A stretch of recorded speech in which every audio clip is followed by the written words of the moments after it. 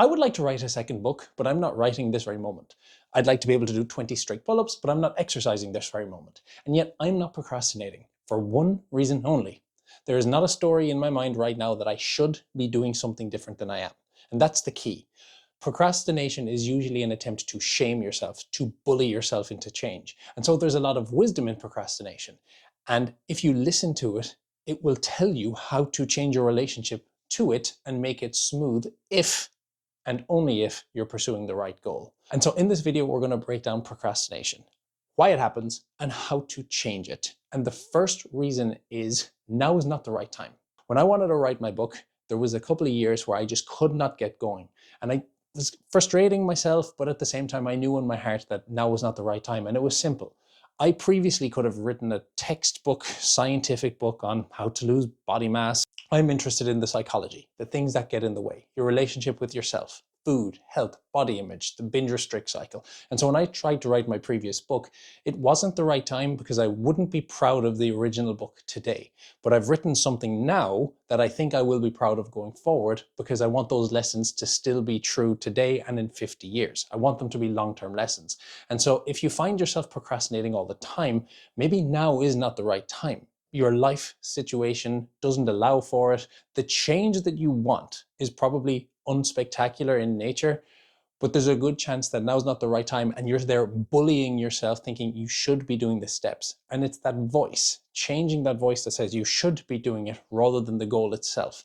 You can still hold space that I don't want to pursue weight loss now. That doesn't mean I can't nourish myself. It doesn't mean I can't do good things for my health. It doesn't mean I can't move and train and exercise and be kind to myself. But it does mean that the deficit part of the equation cannot happen right now. The second reason is your method is crap. And I've talked about this on length on my podcast and on a previous video. But the standard philosophy of most fitness goals is some form of conditional self-worth. I'll be worthy when I lose all this weight.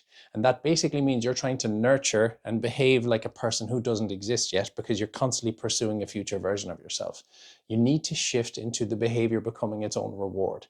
And if your method is crap, there's a good chance you're doing things like banking calories or checking the menu ahead of time to order the salads to make sure that the restaurant caters to your needs. And whilst this sounds logical on the surface, all this does is place the emotional value of the things you love so high that when you have them, it feels catastrophic. And if you feel you can break your diet with one choice and then ruin your progress, you will continue to prove yourself right. And there's only so much food you can take away on any given day, but there's no upper limit to how much you can eat when you say, screw this, I've messed up. And that is how people find themselves in the same cycle for years and years and years. And the third reason you procrastinate is that there's an emotional experience that you are trying to avoid, that you accidentally recreate in the way you try and avoid it. So I've had clients tell me on their first coaching calls that they feel like a failure. They feel like their life has slipped away from them. And so they eat to escape at night. And they're trying to eat to escape that feeling of failure, which only makes them feel further and further like a failure. And the only way you can step through this is by fully feeling through that sense of feeling like a failure and then be willing to work with that person, to love that version of the person, love it like an insecure child. Because until that feeling or emotion feels safe to exist and you constantly feel the need to run from it, you're going to accidentally recreate it. I was always a bit doubtful of writing a book because I was scared. And only when I accepted that doubt needed to be safe to exist and it would still be with me even after publishing, that I was actually brave enough to put a book into the world. Think about the things you're avoiding. You know, those open loops in your life, that bill you need to pay that you keep avoiding that maybe leads to more penalties or fines. The message you need to send that you don't send that makes the anxiety grow about not sending the message. These are things we procrastinate on, and whilst the step feels so simple, there's something we want to avoid. And only when you interrupt the system and think, I'm going to love this experience. I'm going to love it. The doubt, the fear, the feeling like a failure, I'm going to love it.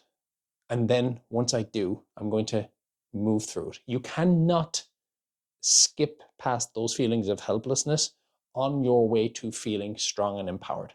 And so the second you stop bullying yourself and listen to what that's trying to tell you is the moment you can change your relationship to it. So if you're trying to get fit and you're trying to get healthy and you think, oh my God, you're so useless. You can't even stick to a diet for a day. You were emotional eating last night. You didn't go for that 5 km walk.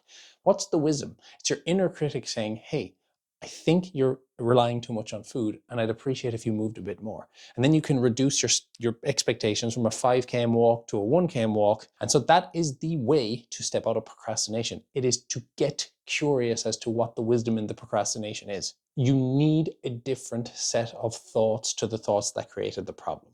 So rather than sit there and beat yourself up and judge yourself about not doing the thing, you need to become so self-forgiving that it almost feels crazy. Set yourself a target and you completely bombed on the first day. Cool, maybe it was too much. Maybe you weren't humble enough to take the smallest steps. Humility to recognize this is where I am. This is an accurate understanding of where I am, without judgment, without cruelty, from a place of compassion. And this is what I need to do. The courage to take the first step, to send that message, to send that email, to pay that bill, to go for that short walk that can't be perfect, to do that incomplete workout, to do my best to have some kind of meal, even if it's a frozen meal, and then close the kitchen between meals so I can establish some baseline routine. Do things that matter, because we all know that we want the change to last for the rest of our lives. So why are we all treating it like a 6-week project?